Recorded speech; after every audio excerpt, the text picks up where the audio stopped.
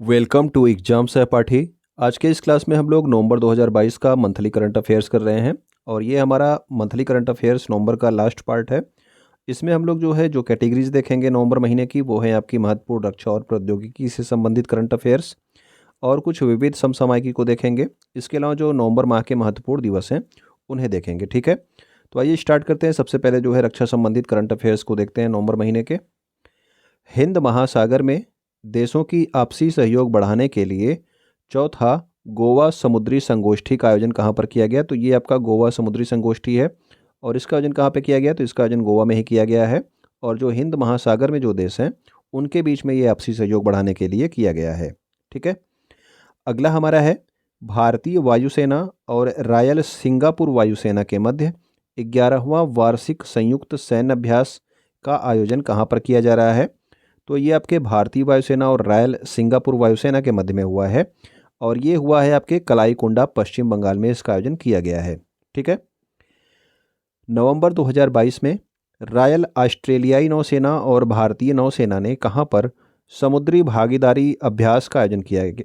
तो ये अभी आपके बंगाल की खाड़ी में किया गया है। ठीक है ना, तो ये आपके ऑस्ट्रेलिया की नौसेना और भारत की नौसेना ने बंगाल की खाड़ी में एक समुद्री भागीदारी अभ्यास का आयोजन किया है। जापान के योकोसुका में शुरू होने वाले 26वें अंतर्राष्ट्रीय मालाबार नौसेना अभ्यास में भारतीय नौसेना के कौन से जहाज भाग ले रहे हैं? तो ये जो मालाबार है ये किसके मध्य में होता है? तो ये आपके क्वाड कंट्रीज़ हैं, भारत, जापान, ऑस्ट्रेलिया और अमेरिका, इन चारों देशों के बीच में होता है ये। ठीक है ना, मालाबार नौसेना अभ्यास। और इसमें भारत की तरफ से आईएनएस शिवालिक और आईएनएस कोमोर्ता ये दोनों आपके नौसेना के पोत भाग ले रहे हैं। भारतीय नौसेना ने किस देश के साथ 13वां द्विपक्षीय नौसैनिक अभ्यास नसीम अल बहर 2022 का आयोजन किया? तो ये आपका नौसैनिक अभ्यास है, पहली बात तो याद रखेंगे। नसीम अल बहर ये आपके ओमान की नौसेना के साथ किया गया और भारत नौसेना के बीच में। और कहाँ पे किया गया? तो ओमान के तट पर ही इसका आयोजन किया गया है, भारत और ओमान की नौसेना के बीच नसीम अल बहर ये आपका युद्धाभ्यास किया गया। 21 नवंबर 2022 को भारतीय सेना के दक्षिणी पश्चिमी कमान ने राजस्थान के थार रेगिस्तान में एक एकीकृत अग्नि शक्ति अभ्यास, जिसका नाम क्या रखा गया? शत्रुनाश। ठीक है ना, तो शत्रुनाश युद्ध अभ्यास ये एकीकृत अग्नि शक्ति अभ्यास था। किसके किसके द्वारा किया गया? तो भारतीय सेना के द्वारा किया गया। तो भारतीय सेना के दक्षिणी पश्चिमी कमान द्वारा। और कहाँ पे? थार के रेगिस्तान के राजस्थान के थार रेगिस्तान में। ओके, कौन सा अभ्यास था ये? शत्रुनाश इसका नाम था। भारतीय वायुसेना ने कहाँ पर मानवीय सहायता और आपदा राहत अभ्यास समन्वय 2022 का आयोजन किया? तो ये समन्वय 2022 इस अभ्यास का आयोजन किसके द्वारा किया गया? तो भारतीय वायुसेना के द्वारा। और कहाँ पे किया गया? तो वायुसेना स्टेशन आगरा में। ठीक है ना, जबकि भारतीय इंडियन आर्मी यानी कि भारतीय सेना के द्वारा कौन सा किया गया था? तो शत्रुनाश किया गया था। ठीक, और भारतीय वायुसेना के द्वारा समन्वय 2022। ऑस्ट्रेलिया और भारत की सेनाओं के बीच संयुक्त सैन्य अभ्यास आस्ट्रा हिंद 22 का आयोजन कहाँ पर किया गया? तो ये आपके महाजन फील्ड फायरिंग रेंज राजस्थान में इसका आयोजन किया गया। ऑस्ट्रेलिया और भारत की आर्मी के बीच ये युद्धाभ्यास हुआ है, आस्ट्रा हिंद 22। ठीक है, भारतीय सेना और मलेशियाई सेना का संयुक्त सैन्य अभ्यास हरिमौ शक्ति 2022 कहाँ पर आयोजित किया गया? तो हरिमौ शक्ति ये किसके किसके मध्य होता है? तो भारत और मलेशिया के मध्य में होता है। और इसका आयोजन पुलाई क्लुआंग मलेशिया में इसका आयोजन किया गया है, हरिमौ शक्ति 2022 का। और किसके किसके मध्य होता है? तो भारत और मलेशिया के बीच में ये होता है। नेक्स्ट हमारा है अखिल भारतीय तटीय रक्षा अभ्यास, जिसका नाम है सी विजिल 22। इसका तीसरा संस्करण आयोजित किया गया 15 और 16 नवंबर को आयोजित किया। 15-16 नवंबर 2022 को इसका आयोजन किया गया है, अखिल भारतीय तटीय रक्षा अभ्यास, जिसका नाम क्या था? C vigil 22। भारतीय नौसेना के लिए बनाए जा रहे 4 बड़े सर्वेक्षण पोत के प्रोजेक्ट के तीसरे पोत, तो तीसरा पोत का क्या नाम है? इक्षक। ठीक है, तो ये आपके 4 बड़े सर्वेक्षण पोत बनाए जा रहे हैं, जिसमें से आपका जो तीसरा पोत है जिसका नाम है इक्षक, इसको अभी हाल ही में कमीशन किया गया। कहाँ से? तो चेन्नई तमिलनाडु से इसको कमीशन किया गया। तो ये रक्षा संबंधित हमारे महत्वपूर्ण करंट अफेयर्स थे। अब देखते हैं प्रौद्योगिकी से संबंधित कुछ इंपॉर्टेंट क्वेश्चंस को। पहला है हमारा डीआरडीओ द्वारा ballistic missile defence interceptor missile का पहला सफल उड़ान परीक्षण कहाँ से किया गया। तो ये किया गया आपके एपीजे अब्दुल कलाम द्वीप ओडिशा से, और डीआरडीओ ने विकसित किया है ballistic missile defence interceptor missile का, ठीक है ना। एपीजे अब्दुल कलाम द्वीप ओडिशा से जो है इसका सफल परीक्षण किया गया है। डीआरडीओ ने भारतीय नौसेना के सोनार सिस्टम के लिए परीक्षण और मूल्यांकन के लिए कौन सी सुविधा शुरू की है। तो भारतीय नौसेना ने नौसेना के जो है सोनार सिस्टम के लिए जो आपकी सुविधा शुरू की गई उसका नाम है स्पेस सुविधा, यानी कि ध्वनिक विशेषता और मूल्यांकन सुविधा, जिसको सार्ट में आपको क्या कहा गया, स्पेस सुविधा इसका नाम रखा गया है, ठीक है। 16 नवंबर 2022 को किस देश की अंतरिक्ष एजेंसी ने आर्टेमिस मिशन 1 लॉन्च किया। तो आर्टेमिस मिशन 1 ये लॉन्च किया गया किसके द्वारा, तो ये आपके अमेरिका के द्वारा लॉन्च किया गया। कब लॉन्च किया गया, तो 16 नवंबर 2022 को इसे लॉन्च किया गया है।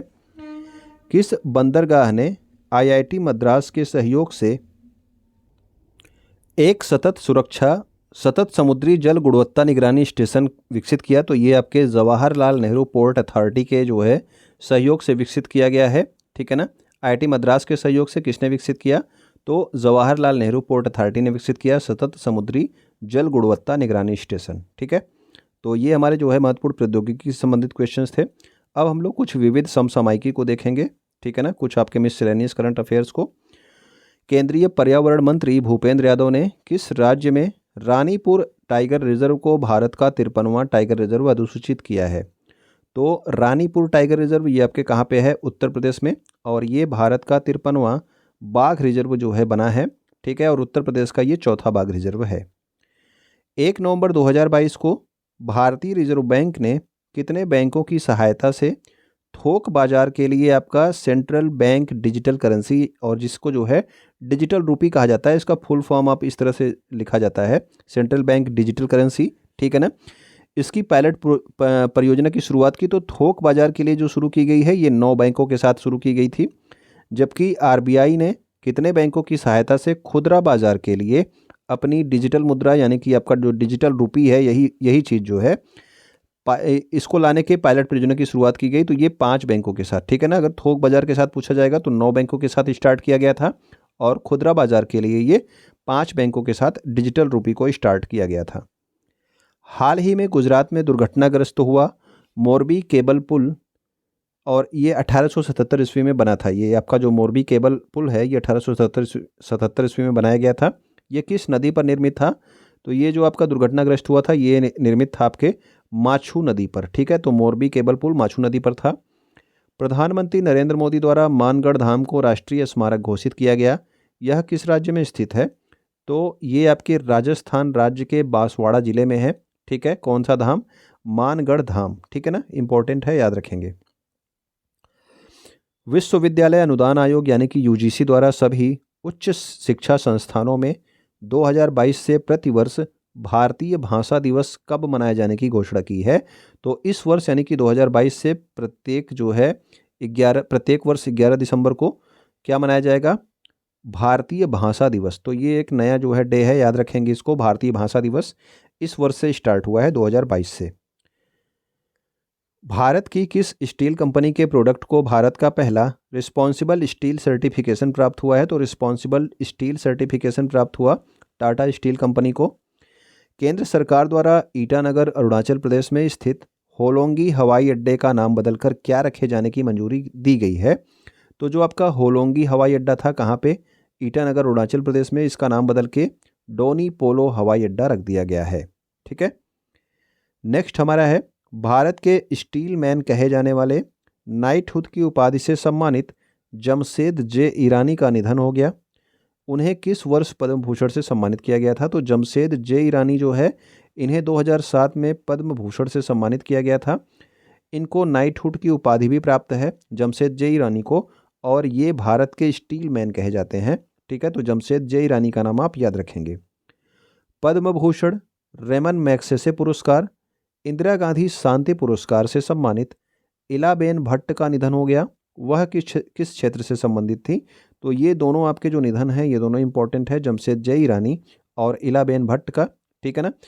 तो वह जो है सामाजिक कार्यकर्ता थी, इन्हें जो है पद्म भूषण भी प्राप्त हुआ है, रेमन मैग्सेसे पुरस्कार भी प्राप्त हुआ है और इंदिरा गांधी शांति पुरस्कार से ये सम्मानित की जा चुकी हैं।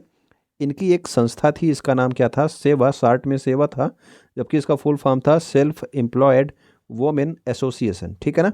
तो इस संस्था की इन्होंने स्थापना की थी इलाबेन भट्ट ने।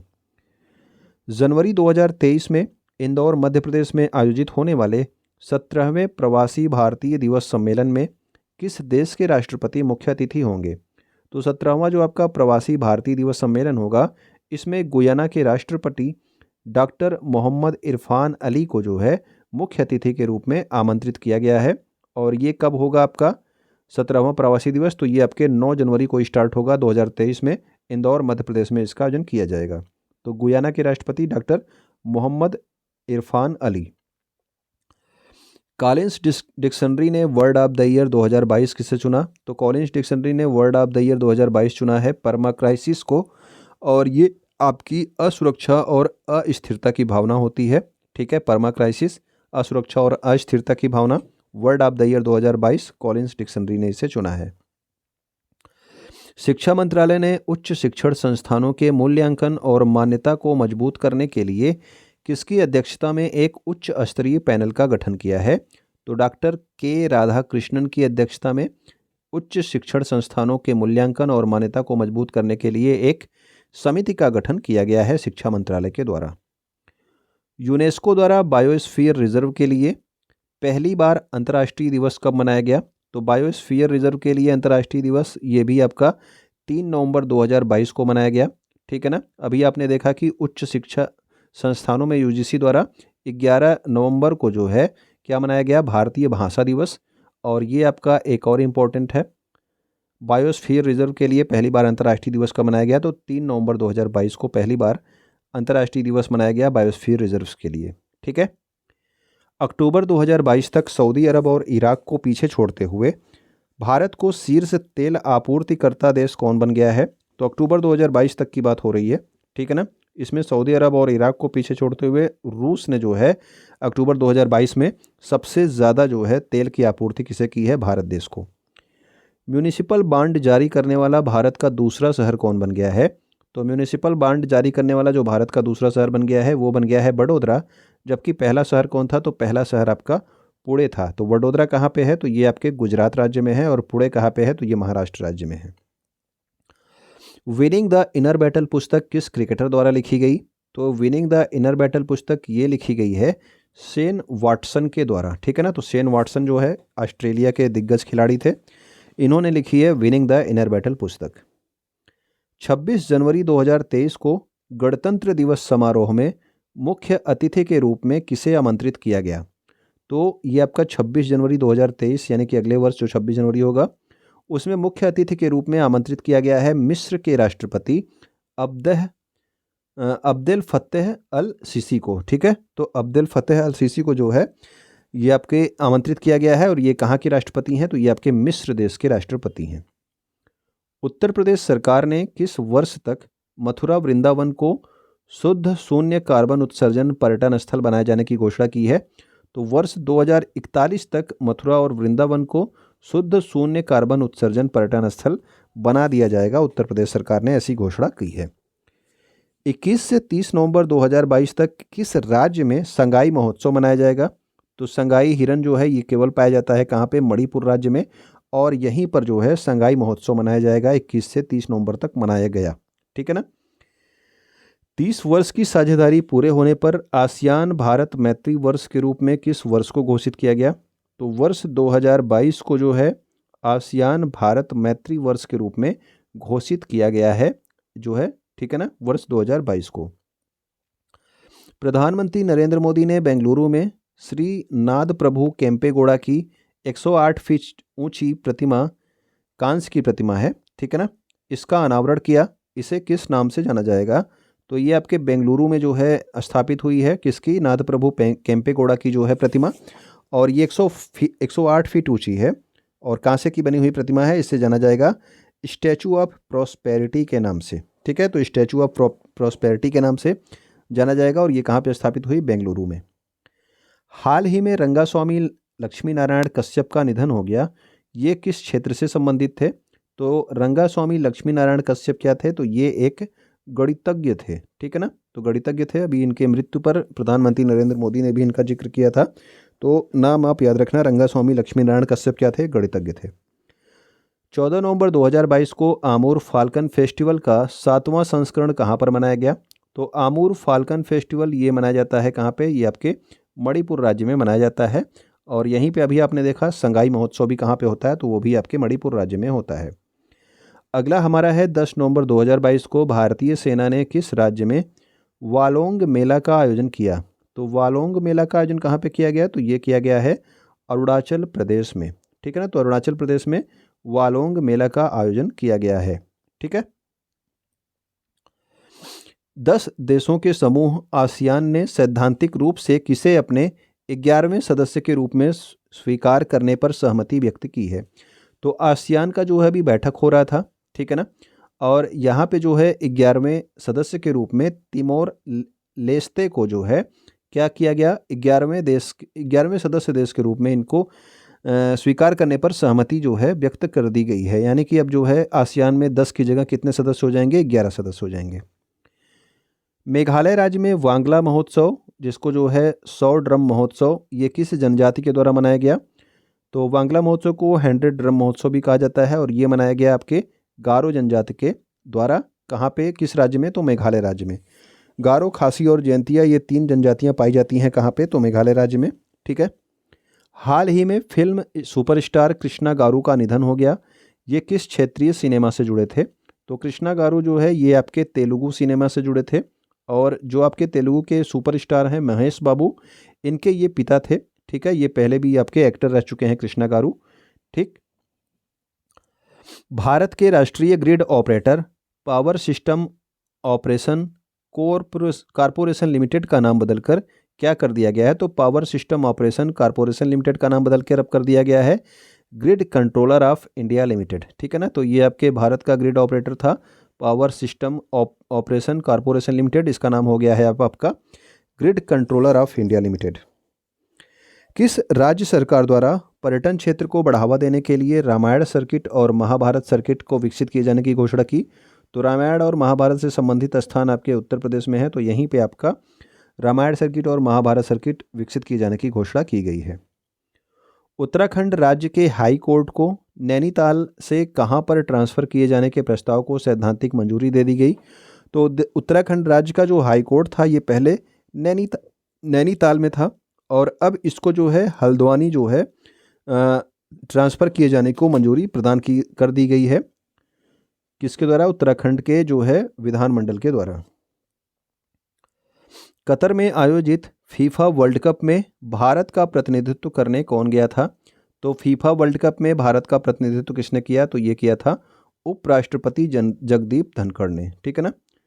इसके अलावा जो है जगदीप धनखड़ जो है भारत आसियान का जो स्मारक शिखर सम्मेलन था उसमें भी जो है भारत का प्रतिनिधित्व किसने किया था, तो वो आपके उपराष्ट्रपति जगदीप धनखड़ ने ही किया था। सरकार ने आदिवासी बच्चों के बीच तीरंदाजी प्रतिभा को बढ़ावा देने के लिए कितनी तीरंदाजी अकादमी स्थापित करने का फैसला किया है। तो 100 जो है तीरंदाजी अकादमी स्थापित करने का फैसला किया गया भारत सरकार के द्वारा, ताकि आदिवासी बच्चे जो हैं उनके बीच तीरंदाजी के जो है कंपटीशन को विकसित किया जा सके। केंद्रीय शिक्षा और कौशल विकास मंत्री धर्मेंद्र प्रधान ने भारतीय ऐतिहासिक अनुसंधान परिषद द्वारा तैयार और प्रकाशित पुस्तक India the mother of democracy का विमोचन किया। तो India the mother of democracy का विमोचन किसके द्वारा किया गया, धर्मेंद्र प्रधान के द्वारा। और इस पुस्तक को किसने तैयार किया है, तो भारतीय ऐतिहासिक अनुसंधान परिषद ने इसे तैयार किया है, ठीक है, Indian council for historical research. British इतिहासकार साइमन सेबैग मोंटेफियोर ने the world a family history नामक एक किताब का विमोचन किया। तो ये भी आपका एक पुस्तक अभी हाल ही में प्रकाशित हुई है, the world a family history. किसकी पुस्तक है, तो ब्रिटिश इतिहासकार साइमन सेबैग मोंटेफियोर की ये पुस्तक है। भारतीय रिजर्व बैंक ने किन बैंकों को रूस के साथ रुपए में व्यापार करने के लिए विशेष वोस्ट्रो खाता खोलने की अनुमति दी है। तो रूस के साथ रुपए में यानी कि रुपया में और रूबल में व्यापार होगा और इसके लिए जो है आरबीआई ने अनुमति दी है एचडीएफसी बैंक और केनरा बैंक को, ठीक है ना, कि ये दोनों बैंक जो है वोस्ट्रो खाता खोल सकते हैं रूस के साथ रुपए में व्यापार करने के लिए। अब तक व्यापार किस में होता था, तो वो डॉलर में होता था। भारत में सबसे अधिक स्थापित ग्रिड इंटरैक्टिव अक्षय ऊर्जा क्षमता किस राज्य में है, तो ग्रिड इंटरैक्टिव अक्षय ऊर्जा क्षमता सबसे ज़्यादा कहाँ पे है, तो ये कर्नाटक राज्य में है। और दूसरे नंबर पे कौन है, तो दूसरे नंबर पे आपका तमिलनाडु राज्य है। हाल ही में मूंगफली महोत्सव कडलेकाई परी से किस राज्य में मनाया गया, तो कडलेकाई परी से ये क्या है, कौन सा महोत्सव है, तो ये मूंगफली महोत्सव है। और ये जो है आपके मनाया गया कहाँ पे, तो कर्नाटक राज्य में इसका आयोजन किया गया। संगाई महोत्सव 2022 ये तो अभी आपको बता चुके हैं, मणिपुर में, ठीक है। 2023 से 2025 तक के कार्यकाल के लिए अंतर्राष्ट्रीय इलेक्ट्रोटेक्निकल कमीशन के उपाध्यक्ष का पद किसने हासिल किया, तो अंतर्राष्ट्रीय इलेक्ट्रोटेक्निकल कमीशन के उपाध्यक्ष का पद हासिल किया है भारत देश ने, ठीक है। 23 नवंबर 2022 को किस सरकारी संस्था ने अपनी स्थापना की 25वीं वर्षगांठ यानी कि रजत जयंती मनाई है, तो प्रसार भारती ने जो है अभी अपने स्थापना की 25वीं वर्षगांठ मनाई है। अगर मैं आपसे पूछ लूं कि प्रसार भारती के वर्तमान में अध्यक्ष कौन है, तो अगर आपको याद हो तो आप कमेंट करके बताना, ये अभी नई नियुक्ति है, ठीक है ना। प्रसार भारती में जो है दूरदर्शन और ऑल इंडिया रेडियो ये दोनों आपके प्रसार भारती में शामिल हैं, ठीक है ना। किस राज्य में स्थित अतिरापट्टी गांव राज्य का पहला जैव विविधता विरासत स्थल के रूप में अधिसूचित किया गया, तो जैव विविधता विरासत स्थल के रूप में जो है आपके तमिलनाडु के अतिरापट्टी गांव को जो है अधिसूचित किया गया है। हाल ही में दुनिया का सबसे बड़ा एक्टिव ज्वालामुखी मौना लोवा 40 सालों में पहली बार फटा। यह ज्वालामुखी कहाँ पर स्थित है, तो मौना लोवा जो है ये आपके हवाई द्वीप पर स्थित है। और हवाई द्वीप किस देश के अंतर्गत है, तो ये आपके संयुक्त राज्य अमेरिका के अंतर्गत है, ठीक है ना। यहाँ पे ये गलत लिखा हुआ है ऋतुराज, इसका कोई मतलब ही नहीं है। विजय हजारे ट्रॉफी के एक मैच में महाराष्ट्र के किस बल्लेबाज ने एक ओवर में 7 छक्के लगाकर के वर्ल्ड रिकॉर्ड बनाया, तो ये आपका यहाँ पे आंसर होगा ऋतुराज गायकवाड़। इन्होंने जो है विजय हजारे ट्रॉफी में एक मैच में जो है महाराष्ट्र के लिए एक ओवर में कितने छक्के लगाए, तो 7 छक्के लगाए हैं। भारतीय खाद्य सुरक्षा और मानक प्राधिकरण, तो ये संस्था है फसाई, आप शार्ट में जानते हैं। इसने जो है किस पशु को फूड एनिमल के रूप में मंजूरी दी है, तो जो हिमालयी याक है इसको जो है फूड एनिमल के रूप में मंजूरी दी गई है भारतीय खाद्य सुरक्षा और मानक प्राधिकरण के द्वारा, ठीक है। नेक्स्ट हमारा है भारत बायोटेक द्वारा लॉन्च की गई दुनिया की पहली नेजल कोविड-19 वैक्सीन का क्या नाम है, तो ये दुनिया की पहली नेजल कोविड-19 वैक्सीन है, भारत बायोटेक ने लॉन्च की। इसका नाम है इनकोवैक, ठीक है। कैम्ब्रिज डिक्शनरी ने किस वर्ष को वर्ड ऑफ द ईयर चुना, तो कैम्ब्रिज डिक्शनरी ने जो है होमर वर्ड को जो है वर्ड ऑफ द ईयर चुना। अभी आपने देखा था कॉलिंस डिक्शनरी ने किसे चुना था, तो उन्होंने चुना था परमा क्राइसिस वर्ड को। विश्व स्वास्थ्य संगठन ने मंकी पॉक्स का नाम बदल करके क्या कर दिया, तो इसका नाम जो है एम पॉक्स कर दिया है, ठीक है ना। तो अभी जो है अभी 1 वर्ष तक ये मंकी पॉक्स के रूप में यूज किया जाता रहेगा, फिर बाद में इसका नाम क्या हो जाएगा, एम पॉक्स। तो अब देखते हैं नवंबर महीने के कुछ इंपॉर्टेंट डेज को। विश्व शाकाहारी दिवस कब होता है, तो 1 नवंबर को होता है। विश्व सुनामी दिवस कब होता है, 5 नवंबर को। राष्ट्रीय कैंसर जागरूकता दिवस प्रत्येक वर्ष 7 नवंबर को होता है। गुरु नानक देव की इस वर्ष 553वीं जयंती मनाई गई 2022 में, और ये किस तारीख को हुआ, तो ये 8 नवंबर को हुआ। ये कार्तिक मास की पूर्णिमा तिथि को मनाया जाता है गुरु नानक की जयंती को। राष्ट्रीय कानूनी सेवा दिवस कब होता है, तो प्रत्येक वर्ष 9 नवंबर को राष्ट्रीय कानूनी सेवा दिवस। विज्ञान और शांति का अंतर्राष्ट्रीय सप्ताह कब से कब तक मनाया गया, तो ये मनाया गया 9 से 15 नवंबर तक के लिए। शांति और विकास के लिए विश्व विज्ञान दिवस प्रत्येक वर्ष 10 नवंबर को होता है। राष्ट्रीय शिक्षा दिवस की बात की जाए तो 11 नवंबर को राष्ट्रीय शिक्षा दिवस होता है। विश्व निमोनिया दिवस कब होता है, तो विश्व निमोनिया दिवस आपके 12 नवंबर को मनाया जाता है। और 12 नवंबर को ही आपका राष्ट्रीय लोक सेवा प्रसारण दिवस भी मनाया जाता है, ठीक है। तो लोक सेवा प्रसारण दिवस 12 नवंबर को। विश्व मधुमेह दिवस ये कब होता है, तो ये भी आपका प्रत्येक वर्ष 14 नवंबर को होता है। तो मधुमेह और ये आपका निमोनिया वाला आप याद रखेंगे। वो राष्ट्रीय बाल दिवस कब होता है, तो राष्ट्रीय बाल दिवस प्रत्येक वर्ष 14 नवंबर को होता है। जनजाति गौरव दिवस पिछले वर्ष स्टार्ट किया गया था, ठीक है ना। तो ये आपका 15 नवंबर को होता है। और किसकी जयंती पे मनाया जाता है, तो आपके जो मुंडा विद्रोह के आपके क्या थे, जो मुंडा विद्रोह का जिन्होंने नेतृत्व किया था, ठीक है ना, उनका नाम मुझे याद नहीं आ रहा, आप लोग कमेंट करके बताना। उन्होंने उनके ही जो है उनके लिए ही ये मनाया जाता है 15 नवंबर को, जनजातीय गौरव दिवस। राष्ट्रीय नवजात सप्ताह 2022 ये जो है कब मनाया जाता है, तो 15 से 21 नवंबर के बीच में मनाया जाता है राष्ट्रीय नवजात सप्ताह। राष्ट्रीय प्रेस दिवस कब मनाया गया, तो 16 नवंबर को राष्ट्रीय प्रेस दिवस। प्राकृतिक चिकित्सा दिवस कब होता है, तो ये होता है आपके 18 नवंबर को। विश्व बाल दिवस, तो विश्व बाल दिवस 20 नवंबर को। राष्ट्रीय बाल दिवस अभी आपने देखा कब हुआ, तो राष्ट्रीय बाल दिवस आपके 14 नवंबर को था, लेकिन विश्व बाल दिवस कब होता है, वर्ल्ड चिल्ड्रन डे, तो ये होता है आपके 20 नवंबर को। विश्व टेलीविज़न दिवस, तो विश्व टेलीविज़न दिवस प्रत्येक वर्ष 21 नवंबर को मनाया जाता है। विश्व मत्स्य दिवस कब होता है, तो मत्स्य दिवस ये आपके 21 नवंबर को होता है, यानी कि मत्स्य का मतलब आपका मछली होता है, फिश। विश्व विरासत सप्ताह कब से कब मनाया गया, तो 19 से 25 नवंबर 2022 तक विश्व विरासत सप्ताह मनाया गया। गुरु तेग बहादुर का शहादत दिवस कब होता है, तो प्रत्येक वर्ष 26 नवंबर को गुरु तेग बहादुर का जो है आपका शहादत दिवस होता है, ठीक है ना।